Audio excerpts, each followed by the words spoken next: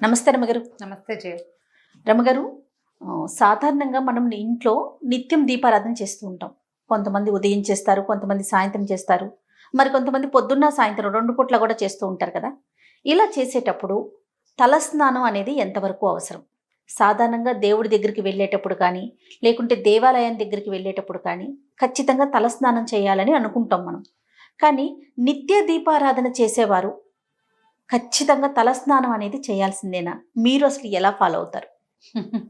రోజు తలస్నానం చేయవలసిన అవసరం లేదు. రోజు తలస్నానం చేయకూడదు కూడా. నిత్యము తలస్నానం చేయకూడదు.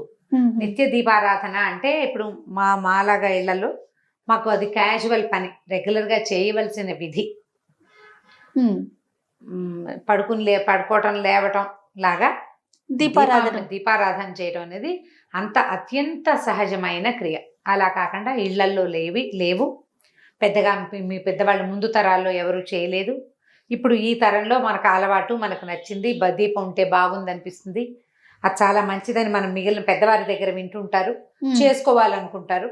మనం కూడా చేయాలి అని చాలా కుటుంబాల్లో వారానికి ఒకసారి దీపం పెట్టేవి కూడా నా చిన్నప్పుడు నాకు తెలిసి చేయాలి. నా ఫ్రెండ్స్లో చాలామంది ఇళ్లలో పండగలప్పుడే దీపారాధన చేసి మామూలు రోజుల్లో ఊదొత్తులు వెలిగించే వాళ్ళని కూడా నేను చూశాను. నాకు తెలుసు, కేవలం రోజు ఊదొత్తులు వెలిగిస్తారు దేవుడికి. గీపాలు ఏం పెట్టరు.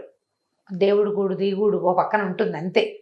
అది పండగలప్పుడు, పబ్బాలప్పుడు, పుణ్యకార్యాలప్పుడు చేసుకునేదే తప్ప మాకు మళ్ళీ రోజు దీపారాధన, రోజు నిత్య దీపారాధన ఉండదు. నిత్య పూజ అవి అందరిలోనూ ఉండేవి కాదు ఇది వరకు. ఇప్పుడు క్రమంగా మనకి సోషల్ మీడియా ప్రభావం వల్ల రోజు దీపారాధన, దేవుడు కూడా అందంగా చక్కగా అలంకరించుకోవటము, పువ్వులు పెట్టడము, రోజు మార్చటము, తర్వాత ఈ రోజున ఇది చదువుకోవాలి, ఆ రోజున అది చదువుకోవాలి అని దైవభక్తి పరాయణత్వం పెరగటము, అవన్నీ ఈ కాలంలో డెవలప్ అయినవి. ఇవాళ రేపు డెవలప్ అయినవే తప్ప అందరూ చేసేవాళ్ళు కాదు. కానీ ఇప్పుడు మనం చేయాలనుకునే వాళ్ళ సంగతి. తలస్నానము అసలు సాధారణంగా మామూలుగానే అసలు వారంలో అన్ని రోజులు తలస్నానాలు చేయకూడదు. ఓహో. బుధవారము, శనివారము ఈ 2 రోజులే తలస్నానానికి అంటే తలంటుకి శ్రేష్టం. బుధ మరియు శనివారాలు. మిగిలిన వారాలన్నీ తలస్నానం చేయకూడదు. పైగా ఏమి నెత్తికి నూనె రాసుకోకుండా, ఏం పెట్టి రుద్దుకోకుండా నెత్తి మీద నీళ్లు పోసుకోవటం అశుభం, తప్పు, పనికిరాదు. అవి మరణాలు సంభవించినప్పుడే అట్లా నెత్తి మీద నీళ్లు పోసేసుకుంటారు. నూనె అంటూ ఉండదు, రుద్దుకోవటము ఉండదు, ఆ తల ఆరదు. అలా స్నానం చేసి నెత్తి మీద నీళ్లు పోసుకుని దీపం పెట్టడం చాలా తప్పు, చేయకూడదు. అది అశుభ కార్యాల్లో చేసేది. ఖచ్చితంగా నూనె పెట్టుకోవాలి లేదా ఏదైనా పెట్టి రుద్దుకోవాలి, 2. ఇప్పుడు తల స్నానము అంటే వాటర్ వాష్ కాదు. ఓకే, వాటర్ వాష్ ఒకవేళ విషయం పూర్తవని వాటర్ వాష్ ఒట్టిగా నీళ్లు పోసుకోవటం అని అనేది అశుభాల్లో చేస్తారు, జ్ఞాపకం పెట్టుకోండి. నెత్తి మీద నీళ్లు పోసుకుని రావటం మనకి పనికిరాదు. మనం మన వైపు తెలుగు రాష్ట్రాల్లో పనికిరాదు. ఏదైనా పెట్టి రుద్దుకోవాలి, కుంకుడుకాయ పెట్టైనా సరే రుద్దుకోవాలి, లేదా షాంపూ చుక్కైనా వేసుకోవాలి. అది ఎప్పుడు చేస్తారంటే అశుభాల్లో చేస్తారు. 2వది అనారోగ్య సూచకం. అది తలలో జిడ్డు ఉండిపోతుంది, మురికి ఉండిపోతుంది, ఆరదు తల. సాయంత్రం అయ్యేసరికి తల నాదొస్తుంది, అస్సలు పనికిరాదు. తల స్నానం అంటే అంటుకుని స్నానం చేయటం. నూనె రాసుకో, నూనె కాకపోతే ఇంకో హెన్నా పెట్టుకో, ఇంకోటి పెట్టుకో, ఏదో ఒకటి నెత్తికి పెట్టుకుని దాన్ని వదిలించుకునేందుకు ఇంకొకటి పెట్టాలి కదా మనం. అది చేస్తే మీకు జుట్టు ఆరిపోతుంది. ఆరిన జుట్టు ఆరోగ్యానికి మంచిది, తడారిన జుట్టు జబ్బు చేస్తుంది, పనికిరాదు.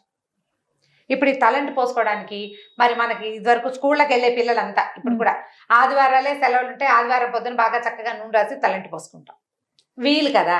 నిజానికి ఆదివారం అనారోగ్యం, పనికిరాదు.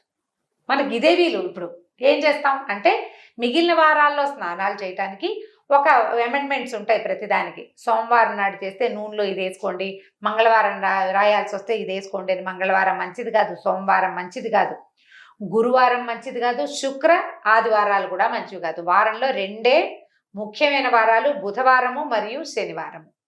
ఈ 2 రోజుల్లోనూ స్నానం చేస్తే సౌమ్యత వస్తుంది, శరీరానికి కాంతి వస్తుంది, ఆరోగ్యం వస్తుందని శాస్త్రరీత్యా చెప్పబడింది.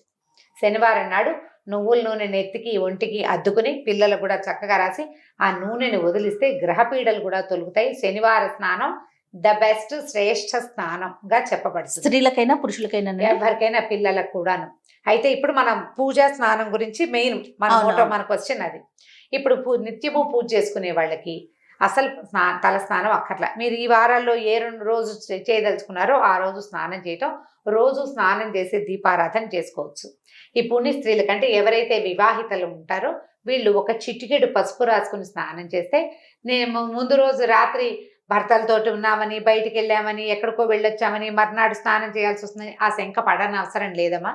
పుణ్యస్త్రీకి పసుపు రాసుకుని స్నానం చాలా మంచిది, తల స్నానంతో సమానం. ఈ నెత్తి మీద నీళ్లు పోసుకునే విధానం ఉంది చూసావా, పూర్వకాలంలో భర్తలు మరణిస్తే జుట్టు తీయించేవాళ్ళు.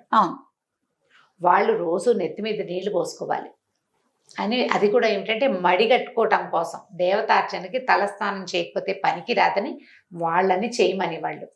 ఇప్పుడు మనకు అసలు ఆ విధానమే లేదమ్మా. అలాంటి బ్యాడ్ ఐడియాస్ అన్ని తీసి పక్కన పెట్టండి, వాటిలోకి వెళ్ళొద్దు అసలు. మన జీవితాలే అట్లా లేవు, మన పద్ధతే అది కాదు. భర్తలు లేకపోయినా, మరణించినా, లేకపోతే మీరు ఏదైనా డివోర్స్ లాంటివి తీసుకున్నా, ద్వితీయ వివాహానికి అవకాశం ఉన్న రోజు ఇది.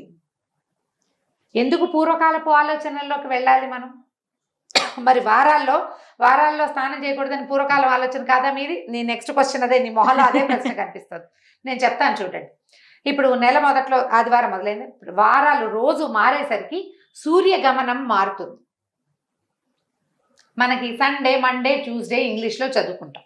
తెలుగులో ఆదివారము అంటే రవివారము సూర్యుడి, సోమవారం అంటే చంద్రుడిది, మంగళవారం అంటే కుజుడిది, బుధవారం అంటే బుధుడిది. ఇవన్నీ గ్రహాలకు సంబంధించిన రోజులమా.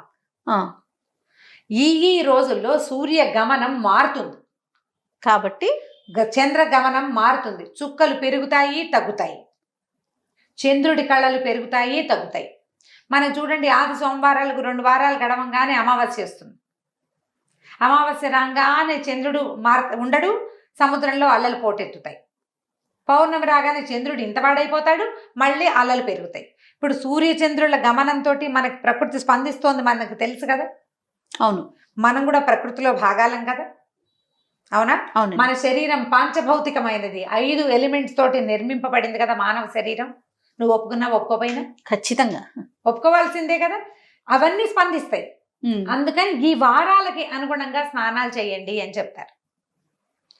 అవసరం లేకపోతే హెడ్ బాతులు చేయబోకండి, చేయొద్దు అసలు. ఈ నిత్య పూజకి చేయక్కర్లేదు. అయితే మళ్ళీ ఈ నియమాలు ఉన్నాయి కదా, ఈ వారాల్లో స్నానం చేయకూడదు అని. మరి సోమవారం స్నానం చేయాల్సి వచ్చిందండి, ఆఫీస్లో ఏదో పార్టీ ఉంది, ఏదో ఫంక్షన్ ఉంది, లేకపోతే ఎక్కడికో వెళ్ళాం, స్నానం చేయాలి. దానికి ఏం చేయొచ్చు అంటే, ఆడవాళ్ళు అయితే ఒక చిటికెడు పసుపు రాసుకోవచ్చు. దాంట్లో బుధవారం అయితే విభూతి వేసుకోండి, గురువారం అయితే, ఇది పాత పద్ధతుల్లో చెప్తారు. అంత దాకా వెళ్ళొద్దు, అవన్నీ పెట్టుకోకండి. పసుపు రాసుకుని తలస్నానం చేయండి. మందార నూనెలు, అవి నూనెలు చేసుకుంటాం కదా, నూనె తయారు చేసుకుంటాం. నూనెల్లో గనక పువ్వులు వేసిన నూనె అయితే గనక తప్పు లేదంటారు. ఆ నూనె తలకు పెట్టుకొని తలస్నానం చేయొచ్చు. అమెండ్మెంట్స్ ఇవన్నీ చేయకుండా ఉంటే మంచిది. తప్పక చేయాల్సి వస్తే ఈ పని చేయండి, చేయవలసి వస్తే ఈ పని చేయాలి. ప్రధానంగా భోజనం చేసి తల స్నానాలు చేయకూడదు. నెత్తికి నూనె పెట్టుకున్నాక స్నానమే చేయాలి, కానీ మధ్యలో ఆహార భోజనాలు చేయకూడదు, తినకూడదు. పొద్దున్నే నూనె రాసుకుని బ్రేక్ఫాస్ట్ అన్ని చేసి 12ంటికి స్నానం చేసి చేయకూడదు. పాత పద్ధతి చెప్తున్నా, తర్వాత మీ ఇష్టం. తర్వాత దేవాలయానికి వెళ్ళేటప్పుడు తల స్నానం చేయాలా, అది అడుగుతుంటారు చాలా మంది ఆడవాళ్ళంతా. శుక్రవారం తలంటి పోసుకోవాలనుకుంటారు, లక్ష్మీ పూజ చేసుకోవాలి, తలంటి పోసుకోవాలి. పసుపు రాసుకుని స్నానం చేయండి, తలంటి పోసుకోండి, పనికొస్తుంది. దేవాలయ దర్శనానికి వెళ్ళాలి అంటే మీరు నెలకు ఎప్పుడో ఓసారి వెళ్తే వాళ్ళు పోసుకోండి తలంటి. అది ఏ రోజైనా కూడా దేవాలయానికి వెళ్ళాలన్న ఉద్దేశం ఉంటే. కానీ నా సిద్ధాంతం అయితే, మీ తల మురిగ్గా ఉంది, స్నానం చేసి చాలా రోజులైంది, ఏదైనా రకరకాల పరిస్థితులకు ఎదురయ్యాయి అని మీకు అనుమానం ఉంటే తప్ప, లేకపోతే పసుపు రాసుకుని స్నానం చేసి వెళ్ళొచ్చు. పసుపు రాసుకుని ఒక చిటికెడు సూత్రాలు, మంగళసూత్రాలు పసుపు రాసుకోవడం, పాపెట్లో ఒక చిటికెడు అంటించుకోవడం, ఒంటికి శాస్త్రానికి పసుపు రాసుకుని స్నానం చేస్తే పనికొస్తుంది. ఆ పసుపు ఉంచుకోవాలా అలాంటి వాటికని సబ్బేసి తోమేసుకోవచ్చు, పసుపు ఉంచుకోక్కర్లేదు.